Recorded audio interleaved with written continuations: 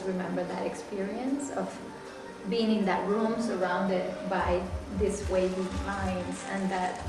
What do you guys think about that? So at the end of the show, it gets painted over. The piece is, ephemeral. It disappears. I think it's great.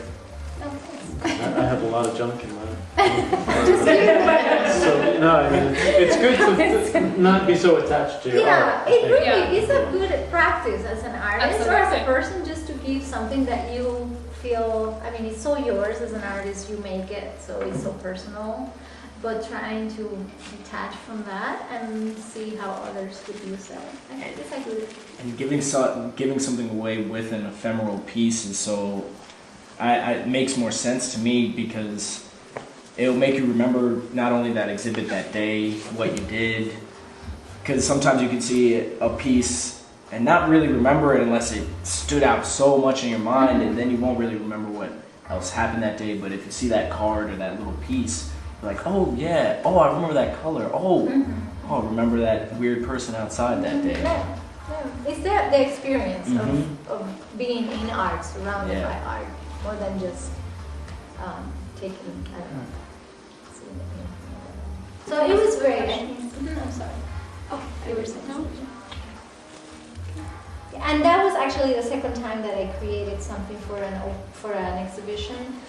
We did have an exhibition in Pennsylvania, and this was a tiny place where Keith Haring, do you guys know Keith Haring, was born, I think, or raised or something. It's Allentown, or what is it called? Kutztown. So Town. the place was so interesting. It's a town.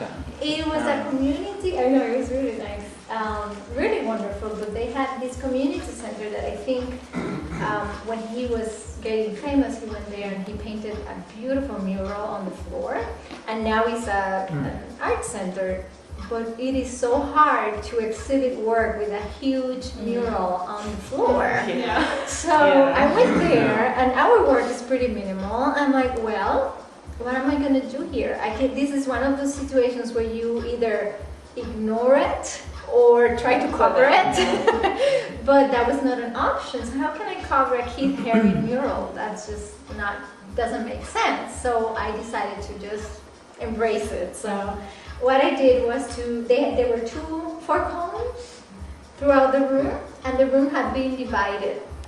So the mural, you couldn't see it as one piece. And I decided just to paint, I'm sorry I don't have an image, but I decided just to paint the columns in the space instead of using the walls. And basically the colors that I used were blue and green, and they were chosen because when we were traveling in the bus to Pennsylvania, all you can see after a while is the landscape of blue sky and green. So I wanted to bring that as my experience of going to Pennsylvania and making something for this space. And it was basically, what I really enjoy is that people were able to make the connection from the front room to the back room they will see the horizontal line of the green and where the green and the blue divided. And I made a small version of, a small drawing with red, and I gave it away for the opening. And it's that same thing that you said, oh, I remember seeing these columns painted. That's the reaction that I get from the people that have those cards. So that was my first experience making things, those souvenirs. Do you guys have some questions? Yeah. I think it's better to do it organically than right at the end. That seems too formal. Okay. This one is just a drawing. I like to work with drawings too. And these I made, this is one panel, but I basically installed it. There were small hot pink archival board, and this is just thread. And this is actually based on, I'm a runner, so I listen to a lot of music while I'm running, and I was listening to YouTube. And this is called Corner of Your Lips from one of their songs. And again, it's just geometric and about my experience running through New York, through Brooklyn basically.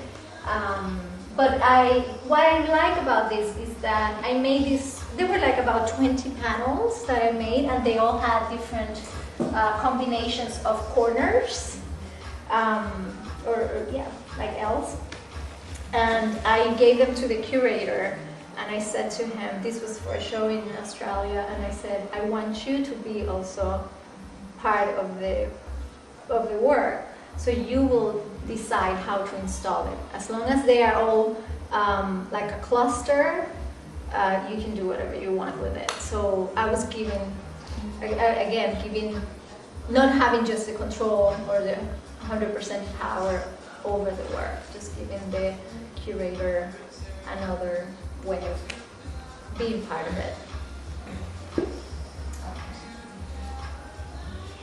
Now this was a performance that we did together in Brussels, and like I said, we are both runners, so I wanted to do something related to that because we were traveling to Brussels and I didn't want to just bring stuff with me, so we decided to run through this beautiful park in the middle of the city, and I was wearing orange and Matthew was wearing red. So we basically ran along along the park, and then we met and we kissed, and it was the best experience just because people knew that we were doing something. But I kept looking at us like, what are these two?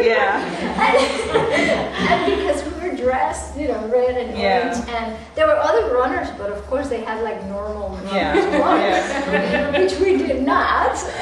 And then it was kind of cold too, so it was just really funny. It was a great experience. We documented it and then exhibited in this place in Brussels.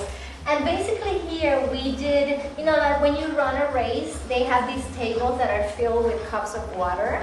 So we created that, but as a minimal sculpture. So it's like a runner's aid table, just with white cups. And what was interesting is that we wanted to use color cups, but when we went to Brussels, they don't make color cups in Brussels. So we were like, what's going on? Well, let's just use white. But this is again one of those experiences where you as an artist have to, which I love, you go to a place where it's not your normal, you don't find your normal things, and how do you use that as a tool just to make whatever is part of that city or that part of that country? It's really interesting to have to deal with that, at least that's... And then did you display the photographs with it as well? Or? Yeah. Okay. We did, it